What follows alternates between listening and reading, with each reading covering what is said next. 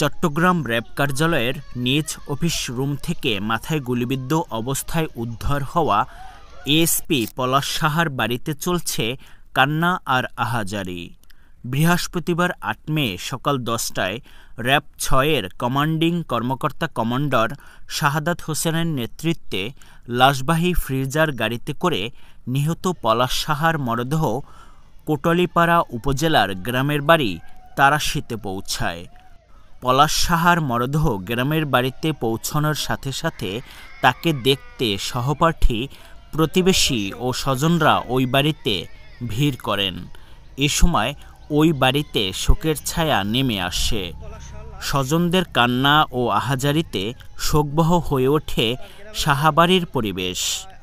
গোপালগঞ্জ পয়সারহাট সড়কে কোটালীপাড়ার তারাশী বাসস্ট্যান্ডের দক্ষিণ পাশে পলাশ সাহার বাড়ি।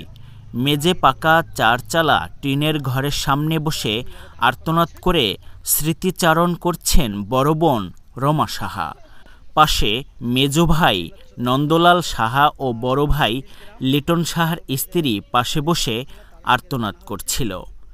বেলা 10:30 পর্যন্ত ধর্মীয় আচার অনুষ্ঠান পর শেষকৃত্যের জন্য পলাশ সাহার মরদেহ নিয়ে যাওয়া হয় পৌরসভার পারকোনা মহাশ্মশানে।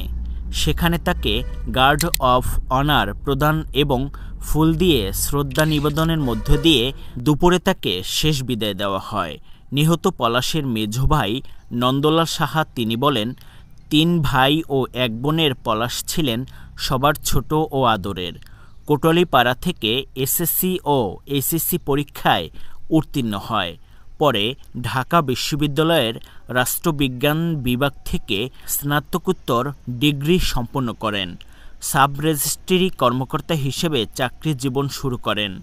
এরপর বাংলাদেশ ব্যাংকের সহকারী পরিচালক, 36তম বিসিএস শিক্ষা ক্যাডার ও 37তম বিসিএস পুলিশ ক্যাডারে সুপারিশপ্রাপ্ত হয়। চাকরি জীবনে সে পুলিশের বিশেষ শাখা এসবি ও শাহজালাল আন্তর্জাতিক বিমানবন্দরে ইমিগ্রেশন পুলিশে দায়িত্ব পালন করেন। জুলাই অভ্যুত্থানের পরে র্যাপিড অ্যাকশন ব্যাটালিয়ন র্যাব 7 দায়িত্ব পালন করেন তিনি। 2 বছর আগে ফরিদপুর বাসস্ট্যান্ড সংলগ্ন সুশীতা সাহার সাথে বিবাহ বন্ধনে আবদ্ধ হন। বিয়ের 6-7 মাস পর থেকেই শুরু হয় সংসারে অশান্তি।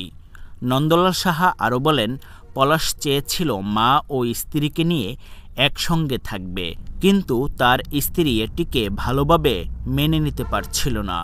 মা বাসায় না থাকতে চাইলে পলাশ কষ্ট পেত। বাসায় থাকলে স্ত্রী মাকে সহ্য করতে পারত না। এ নিয়েই মাঝে মধ্যে ঝামেলা লেগেই থাকত। ভাই চলে গেল, আমাদের সবকিছু শেষ হয়ে গেল।